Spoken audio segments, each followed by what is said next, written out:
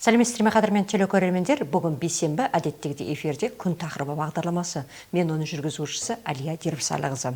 Бүгін біздің студияда қонақта нөмірі 4-ші жалпы білім беретін мектептің қазақ тілі және әдебиет пәнінің мұғалімі Шукеев Азат Сәкенұлы. Студиямызға қош келдіңіз.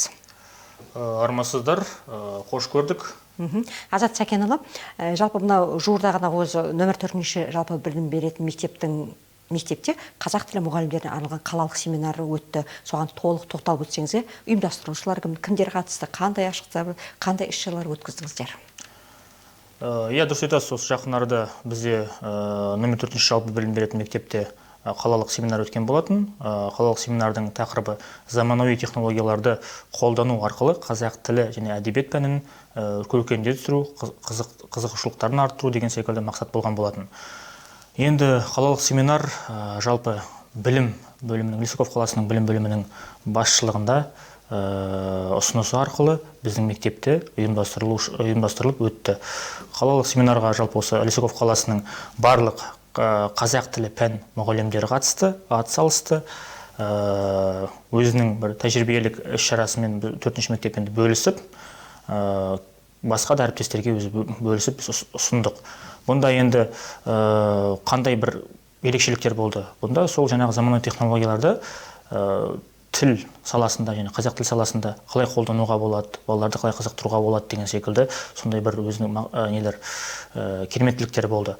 Атап айтқан кезде, мысалы, қазір білеміз, көптеген бір платформалар іске асырылып жатыр, көптеген бір сайттар шығып жатыр деген секілді. Оны да енді айтады ғой, адам баласы, жалпы соның ішінде мұғалімдер өмір бойы оқып өту керек. Соны біз сондай мақсатта бізде өзіміздің не оқып жатырмыз, не біліп жатырмыз деген секілді мақсатта әріптестерімізбен бөліскіміз келді. Енді платформалар атап өтетін болсақ, жеткілікті қазір. DID дейміз, ChatGPT дейміз, Gamma дейміз, тағы да басқа платформалар жеткілікті. Сол заманауи дамып жатқан бағытта сол платформаларды қалай қолдануға болатынын біз енді іс-шарада көрсеткен болатынбыз әріптестерімізге. Ашық сабақтар өттіңіздер, иә? Ашық сабақтарда өткізген болатынбыз. Бұнда ашық сабақта енді 2 жас маман бізде 4-ші мектептен өздерінің ұсыныстарын білдірді. Ол бізде Исатай Мұқағали Ғалымжанұлы және де Жұмағали Нұрай Нұржанқызы ашық сабақтар берген болатын. Енді Исатай Мұқағали Ғалымжанұлы ол 5-ші сыныпта сабақ берді. Сабағы өте керемет өтті. Және де білім бөлімінің және де әріптестердің ұсыныстары Мұқағали Ғалымжанұлы деген және де өздерінің бір әсерлері өте керемет болды деуге болады. Өйткені шынымен де бұл кісі сабағында өте көркейте түсті, көркемдере түсті, көрнекіліктер өте көп болды. Техниканы қазақ тілінде де қалай қолданып, және де бізде енді орыс тілді сыныптар болғандықтан, оларды енді қазақ тіліне бағыттау, қызықтыру өте қиынға соғады. Бірақ сол қиындыққа қарамастан Мұқағали Ғалымжанұлының қолынан келді. Енді Жұмағали Нұрай Нұржанқызына келетін болсақ, ол кісі 9-ші сыныптарға беретін болатын. 9-ші сыныптар енді барлығымызға белгілі, олар бізде экзамен алды деген секілді, және де өздері жас түлектер сыныбы болғандықтан, бұнда енді 2 есе қиындық болды. Өйткені ол жоғары сынып болғандықтан қазақша сөйлей білу керек, бірен-саран болса да, сұрақтарға жауап бере білу керек, өзінің бір белсенділіктерін көрсете білу керек. Бұнда да енді екінші әріптесімізде өте керемет алып шықты. Өйткені сынып шынымен де бір керемет деңгейде белсенді болды, қазақша сөйлеп жауап бере алды, тіпті өздерінің ойларын да осы сабақ барысында көрсете білді. Жаңағы әдіс тәсілдерді де қолданған кезде қызығушылықтары енді сабақтың барысында көрінді. Жақсы. Жалпы енді осындай іс-шаралар қалада жиі өтіп тұра ма? Олардың жалпы маңызы дейміз, пайдасы дейміз ғой, осы мұғалімдерге, әсіресе жас мамандар үшін. Бұндай іс-шаралар енді маңызы өте зор. Және де керек, қажетті. Өйткені не себепті? Өйткені шынымен де жас мамандар болсын, жалпы мұғалімдік салада көп жыл бойы жұмыс істеп келе жатқан әріптестер болсын, барлықтарына да бұл керек іс-шара. Не себепті? Өйткені бұнда жас маман демейміз, және де жасы толған демейміз, бұнда бір-бірінен үйренетін жайттар өте көп. Мысалға, біз жас мамандар ретінде әріптестеріміздің сабағына мысалы көп жыл істеп жатқан әріптестердің сабағына кіретін болсақ, оларда мысалға керемет бір жаңалықтарды ала бастаймыз. Мысалға біз бәрімізге өтірік емес, енді кезінде еңбектің несі енді өте білініп тұрған, жаңағы көрнекіліктерді қолдан жасап, соны былай ұсына біліп, кітапша ретінде жасап деген секілді көрнекіліктерді өте ерінбей жасаған. Қазіргі таңда енді соны қалай ұштастыруға болады. Қазіргі таңда жастар соны техниканың тілімен дамытып жатыр да. Екі неде мысалға әріптестің де қосындысы өте зор. Мысалы сол бір-біріне сабақтарына қатысу арқылы, бір-бірінен жаңағы ақылдасып, қарым-қатынасқа түсу арқылы бір-бірін дамыта түседі деген ой енді. Ондай семинарлар енді ешқандай да бір кемшілік болмайды, артықшылықтар болмаса. Не себепті? Өйткені шынымен де алатын көптеген білім, көптеген тәжірибе осы семинарларда және басқа да іс-шараларда көрініп, бақыланып жатады. Жалпы енді нөмір 4 жалпы білім беретін мектепте өзі қазақ тілі әдебиеті мұғалім неше адам жұмыс істейсіздер? Нөмір 4 жалпы білім беретін мектепте біз енді қазіргі таңда 48 мұғалім жұмыс жасаймыз. Енді соның ішінде және басқа да мектеппен қарым-қатынаста жұмыс жасайтын кісілер бар. Қазіргі таңда сол 48 мұғалім сол нөмір 4 білім беретін мектептің жаңағы сапасын көтеру мақсатында жұмыс атқарып келе жатырмыз. Қазақ тілі әдебиет мұғалімдері нешеусіздер? Қазақ тілі пәнінің мұғалімдер бізде қазіргі таңда 8 мұғалім. Сол 8 мұғалім жаңағы 600, енді қазірге нақты сан айтылмаймын, енді 700-ге тамам оқушы саны бар. Сол 700-ге тамам оқушыға, енді 700-ге тамам оқушыға қазақ тілі деңгейін көтеру мақсатында 8 мұғалім жұмыс істеп келе жатырмыз. 8 мұғалімнің ішінде енді жастары қанша, тәжірибелі мұғалімдеріміз қанша? 8 мұғалімнің ішінде жас мұғалімді біз 4 мұғалімді айтамыз, жас мұғалім. Соның ішінде енді тәжірибелі мұғалім, қазір аттармен атап көтсе болады ғой, аттармен. Бұнда тәжірибелі мұғалім енді Тоғжанова Роза Балтабаевна, ол кісі енді 1-2 жылдан соң пенсияға шығатын жаста, енді зейнеткер жасындағы. Кейін Ханшайым Исаевна, Нұғманова Ханшайым Исаевна, ол кісі зейнеткер қазіргі таңда. Сосын Айнұр Төлендиевна, Куржанова Айнұр Төлендиевна, ол кісінің енді тәжірибесі мол, қазіргі таңда педагог зерттеушілігі категориясына қазір тапсырып жатыр, және де еңбек өтілі де өте орасан зор. Енді тағы да бір атап өтетін, бізде 3 мұғалім сол тәжірибелі, және де 5 мұғалім осы жас мұғалімдер қатарына жатқызуға болады енді. 30-35 жастан аралығындағы. Өзіңіз де жас мамандар? Жас мұғалімдер саласына, салтанатына жатқызамын өзімді. Өзіңізде қандай жаңа педагог жаңағы? Менде санатым педагог сарапшы, енді Құдай қаласа алдағы оқу жылында сол педагог зерттеушіге тапсырғалы отырмын. Әзірше сол сарапшы санатындамын. Жақсы. Енді өзіңіз жайлы айтып кетсеңіз, қазір уақытта осында нөмір 4 жалпы білім беретін мектепте неше жылдан бері жұмыс істейсіз, қандай сыныптарда сабақ бересіз дегендей? Енді менің аты жөнім жаңағы айтып кеткен сол енді қайталап өтейін. Азат Сәкенұлы, жалпы мен өзім Наурызым ауданның тумасымын. Наурызымда сол жақта туып өстім, сол жақта өндім, сол жақта жұмыс атқардым, сол жақта отбасымды құрдым. Қазіргі таңда енді осы Лисаков қаласына көшіп, осы жақта тұрақталуға бұйырды. Нөмір 4 мектепте енді мен 3 жылға жақын жұмыс істеп келе жатырмын. Осы 3 жылдың төңірегінде енді өзімнің әріптестеріммен, жалпы мектептің ұжымымен жақсы бір қарым-қатынастамын, тіл табыстық, барлығымыз бір-бірімізді білеміз, жақсы. Енді ұжымның маған деген бір несі, көзқарасы енді жақсы деген ойдамын. Өйткені бірдеме сұрап жатсам, я болмас кеңес сұрап жатсам, барлығы өздерінің кеңестерімен бөлісіп, алақандарын ашып, бір көмектесуге дайын тұрады.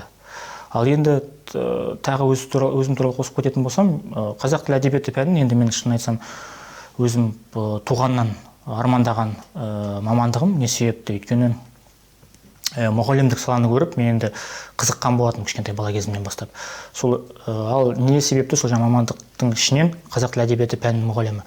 Өйткені енді шынына келетін болсақ, қазіргі таңда біздің мемлекеттік тіл енді қазақ тілі болғандықтан, менің белгі бірінші мақсаттарымның бірі ол жаңағы өзге тіл өкілдері, ұлттар өкілдері болсын, я болмаса өзіміздің қазақ ұлттары болсын, мемлекеттік тілді жетік білулеріне үйретіп дамыту.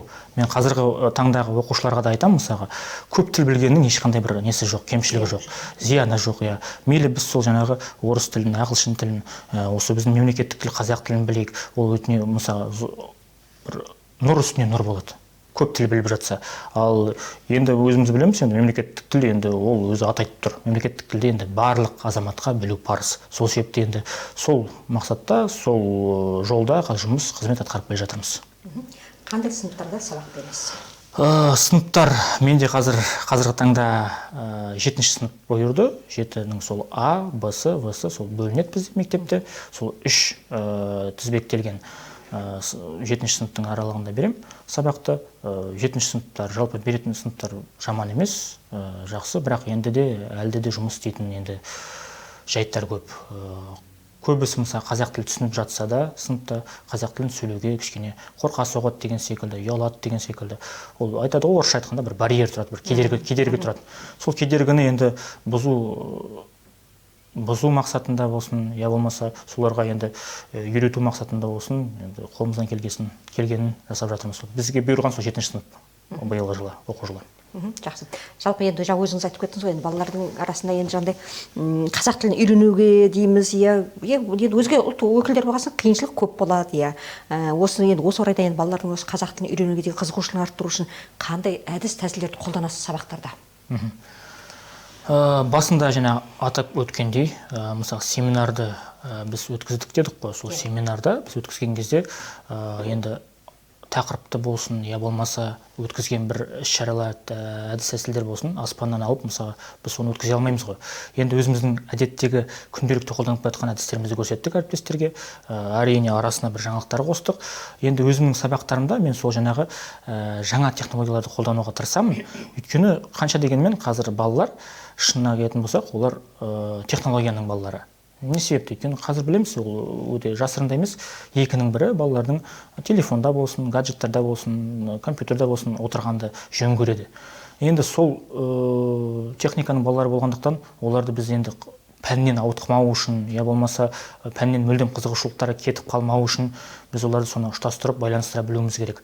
Оған да бізге өте көмек болып жатыр мысаға. Өйткені қазір заман дамымаған сайын техникада дамып жатыр. Сол техникада мысаға көптеген платформалар да пайдаланып жатыр деген секілді, әдіс-тәсілдер де келіп жатыр деген секілді. Сол жаңа басында айтып кеткен мысаға DID платформасы, ол бізде суретті сөйлету мақсатында қолданылады. Мен көбінесе мысаға сол белгілі бір тақырыпта осы семинарда мысаға мен Бурдыка Елена Александровнаны қолданған болатым суретін енді сөйлеткізіп, өзінің сәлемдемесі деген секілді қазақша сөйлеткізіп қойып. Және де мұнда көптеген ақын жазушыларды да болады, ғалымдарды да сөйлеткізуге болады. Енді ол әркімнің әр түсінігінде мысаға кейбіреулер айтады, бұл ерсі көрінеді дейді, жаңағы өмірде жоқ кісілерді жаңа сөйлеткізіп қою деген секілді. Енді мен ойлаймын, заман бір орында тұрған жоқ қой, дамып жатыр. Бұнда ерсілігі де бар шығар әрине, бірақ балаларды қызықтырып жатса, неге істемеске, неге жасамасқа деген секілді. Енді келесі не, мысаға басын айтып кеткен, Гамма-ай деген платформа, ол бұнда мұғалімдерге өте үлкен орасан зор көмек береді. Қандай көмек береді? Мысаға барлығымызға жасырын емес, осы алдыңғы жылдары бірінші бастама кездерінде мұғалімдер қолмен жазып, қиналып, түні бойы жаңағы көзінің майын тауыстырып, жаңағы сол үйде түні бойы дайындалып жазып отыратын. Қазіргі сол платформаның бір көмегі, ол 5 минут, әрі кетсе 10 минуттың ішінде бізге жоспар жасап береді. Сол жоспарды біз өзіміздің ыңғайымызға қарай ыңғайластырып, өзгертіп, жөндеп, бір несіне жолға бір түсіруге болады. Ал енді тағы бір платформа айтып кетуге болады, өзім сабағымда қолданатын жаңағы. Үшіншісі ол чат GPT дегеніміз енді оны қазір барлық мұғалім болсын, барлық салада болсын қолданып жатыр. Не себепті? Оны жаңа бизнеста да болады, тек қана біздің мұғалімдік салада емес, бизнеста болсын, жаңағы әншілік неде салада болсын, тағы да басқа нелер салада қолдануға болады. Ал мұғалімдік салада қандай мақсатта қолдануға болады? Жаңағы сол идея сұрау мақсатында мысалға. Ол интеллект қалай айтады, жасанды интеллекттің бір көмегі, мысалға идеяң жетіспей тұрса, бір шикі болып тұрып жатса, мысалы ақпараттың, сол ақпаратты өңдеу мақсатында, оны ұлғайту мақсатында сен сол жаңа чат GPT-ға сұрақ қоюға болады. Менде осындай тақырып бар еді. Мен мысалы баяндама жасайын деп жатырмын. Осындай бір неге сұрақтарға жауабын таппай жатырмын. Кішкене көмегің бар ма деген секілді. Немесе оны тағы да қиындата түсуге болады сұрақты. Сол сұрақтарға жаңағы жасанды интеллект өзіңді қанағаттандыратындай жауапты соңында міндетті түрде аласың. Енді платформаларды айта беретін болсам өте көп. Шынына келетін болсақ, жаңа тағы бір қызықты не платформа, ол бізде бағдарлама Fly деген бағдарлама. Бұнда кез келген мәтінді видео арқылы сөйлету. Мысалға мәтінді аласыз, тіпті үйде мысалы сіз печаттап компьютерге дайындап қойдыңыз мәтінді, бірақ сізде бір видео жоқ, болмаса көрнекілік жаңағы презентация жоқ деген секілді болса, сол видео мәтінді аласыз да, сол Fly деген бағдарламаға қоссаңыз, ол сізге дайын видео материалды ұсынып береді. Жаңа сөйлеп жатқаны, сол сіздің мәтініңіз бойынша, соның төңірегінде өзінің ойында қосады деген секілді. Осындай тағы да енді керемет бағдарламалар өте көп. Осы мен атап өткен 4 бағдарламаны мен өзімді мүмкіндігінше сабағымда қолданып жүрмін. Балаларға қызықты нелер? Иә, балаларға қызықты. Енді тағы бір қосып кетсем, мұнда мен балаларға шектеу жасамаймын мысалға. Белгілі бір тақырып болса, мен шынына келетін болсақ, балаларға, осы 7-ші сынып балаларына айтқан болатын, кім мысалы сабақ өзі өткізгісі келеді мысалға, іш тәжірибе ретінде. Мен мысалы сыныптың соңында отырып, қадағалап, бір 20-10 минутын берем, бөлем. Сіз бастап кетіңіз, болмаса өзіңіздің ойыңызды өткізіңіз. Олар, қазіргі балалар енді бізден артық біледі қазір осы бағдарламаларды, әдіс-тәсілдерді, қалай оны қолдану керек екендігін. Енді сол қуантады. Енді соның төңірегінде осы қазақ тілін үйреніп кетсе, бізге енді қуаныштан одан асқан қуаныш болмайтын еді. Жақсы. Жалпы енді Азат Сәкенұлы енді осы педагогика саласында жүрсіз ғой, енді бірнеше жыл болыпты. Осы уақыт аралығында өзің оқу шәкірттеріңіздің жетістіктері ме, өзіңіздің жетістіктеріңіз бар ма бір қатысып дегенде байқауларға? Иә, бар. Бұнда енді биылғы оқу жылында мен өзім қатыстым, бірақ қатысқан үшін ғана жай сертификат алған болатын. Осы педагогикалық идеялар, осы жаңа оқу жылындағы педагогикалық идеялар несі болды, республикалық жарыс. Бұнда енді мен өкінішке орай ешқандай орын, я болмаса бір неге орынға ілігіп болған жоқ. Оқушылардан енді 7-ші сыныптың оқушысы, жаңа Кажухар Дарья деген, Алғыр деген осы бізде ауданда, осы қалада өткізіледі. Алғыр деген, ол жаңағы тіл шамшырақтары деген облыстық республикалық конкурстың төңірегінде жасалып жатқан сайыс. Сол сайыстан енді бұйырған 2-ші орынға ілікті. Ал алдағы өткен оқу жылдарында осы мәдениет үйі біздің Ахмет Байтұрсынұлының мерейтойына орай өткізген болатын. Сонда енді гран-приді жеңген болатын. Және тағы да өлең шығару несінде онда 2-ші орын бұйырды енді. Оқушылар ол кезде жаңа Новиков Артем деген 7-ші сыныпта осы Алғыр несінен алған болатын. Сондай бір жетістіктерге қол бұйырдық. Ал егер енді осыған дейін мен атап өткендей, мен осы Наурызым аудан тумасын сол жақта жұмыс істеген болатын. Ол жақтарда енді Құдайдың бұйырғаны жеткілікті, осы қайтады сарапшы несіне категориясына жеткізген болатын. Өйткені бәрімізге белгілі енді мұғалімдікке дәрежесін санатын өсіру мақсатында жұмыс атқару керек, оған бір жемістері болу керек. Өйткені жайдан жай берілмейді, ол жаңағы сарапшы несі болсын, санат болсын, тағы да басқа санаттар болсын. Енді сол оқушылардың арқасында, және өзіміздің еңбектің арқасында шығар сондай бір неге санатқа жеттік. Енді алдағы уақытта сол айтқандай зерттеуші санатына Құдай бұйыртса жетеміз деген ойдамыз. Жақсы. Ойдағы бар армандарыңыз, тілектеріңіз іске аса берсін деп тілектеспіз. Сонымен бірге енді өзіңіз туралы айтып кетсеңіз, бос уақытта немен айналысқанды жақсы көресіз? Сонымен бірге біздің білетініміз бар, өлең де жазатыныңыз бар. Қалай келдіңіз бұл өлең жазуға деген, неше жастан бастадыңыз, қандай тақырыптарда? Бос уақытта енді шынына келетін болса, қазір мен отбасылы адам болғандықтан, өзі Құдай бұйырған, Алла бұйырған 4 балам бар. Бос уақытты сол балалармен өткізгенді ұнатамын. Өзі қазір енді балаларға да өзі айтады ғой, жұмыс енді жұмыста бір бөлек, өзі үйде бір бөлек, балаларын күтіп тұрады. Сол балаларға да енді шын қызықтыру мақсатында әртүрлі ойындарды ойластырып, кішкене сондай бір бос уақытым соған арнағанды ұнатамын, шынына келетін болсақ. Енді балалар да енді күтеді, сол ойыңды қызға бірге ойнаймыз. Ал енді басқа да қызығушылықтарым айтатын болсақ, сол өлең шығарғанды ұнатамын. Иә, осы бос уақыттарымда шабытым келіп жатса, өлеңді шығарып, сол бір дәптер бетіне, парақ бетіне бір түсіріп, қайтады, шабытыммен жаңағы ойыма не келді, соны түсіріп отырам. Ол ұйқас келе ме, ұйқас келмей ме, енді оны соңында жаңағы шабытым тоқтап неткеннен кейін соны кішкене жөндеп жұмыстарын атқарып, сондай жұмыстар болып жатады. Енді ермегім жаңағы бос уақытыма айналысатын жаңағы балаларыммен, отбасымен өткізу және де осы өлең шығару деп атап айта аламын. Неше жастан бастап осы өлең жазып бастадыңыз? Және не себеп болды осы өлең? Мүмкін үйіңізде, отбасыңызда дегендей бір? Мен қазір нақты айта алмаймын неше жастан, бірақ бастауыш сыныптан осы мені патриоттық сезімге бөлеген болатын, жаңағы осы отанға байланысты өлеңдер шығару, елтаңбаға қатысты, туымызға қатысты, әнұранымызға қатысты. Сол жылдары мысалға шын айтсам сондай мақсат болды, жаңағы патриоттық бір өлеңдер шығару. Бастауыш сыныпта мен мысалға сол патриоттық өлеңдерге қатысты патриоттық өлеңдер шығарған болатын. 4 жолды, 6 жолды, сондай қысқа жолды өлеңдер.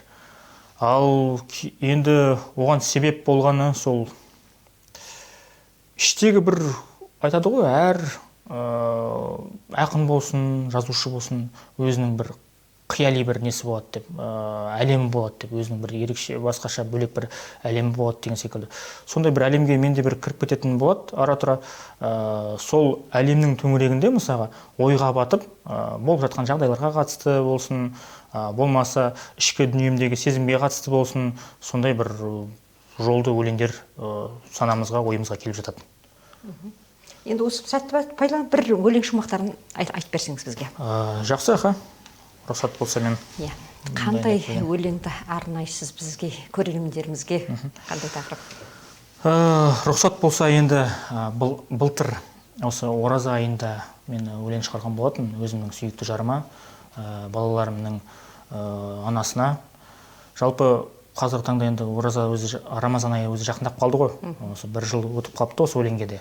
Соны енді қазір оқу бұйырып тұр. Шын айтсам, өзімде қазір қуаныштымын. Осы телеарна арқылы өзімнің ата-анама, жалпы осы сүйікті жан-жарыма, балаларымның анасына өзімнің рахметімді айтып, осы жан-жарыма өлеңімді арнап өтсем деген ой.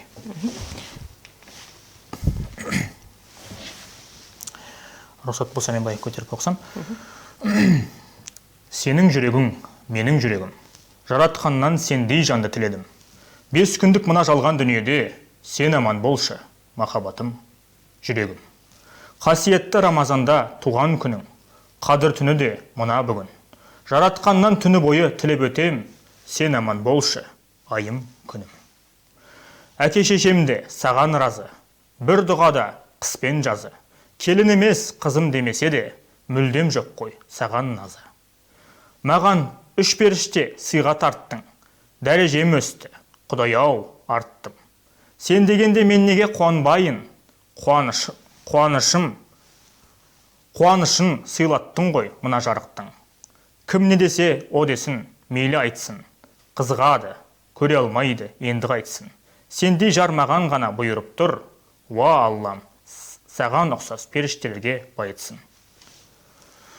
Енді сол Рамазан осы өлеңнің бір кішкене қысқаша тарихын айтып беретін болсақ, шынына келетін болады, енді ыдыс-аяқ сылдырламай тұрмайды ғой.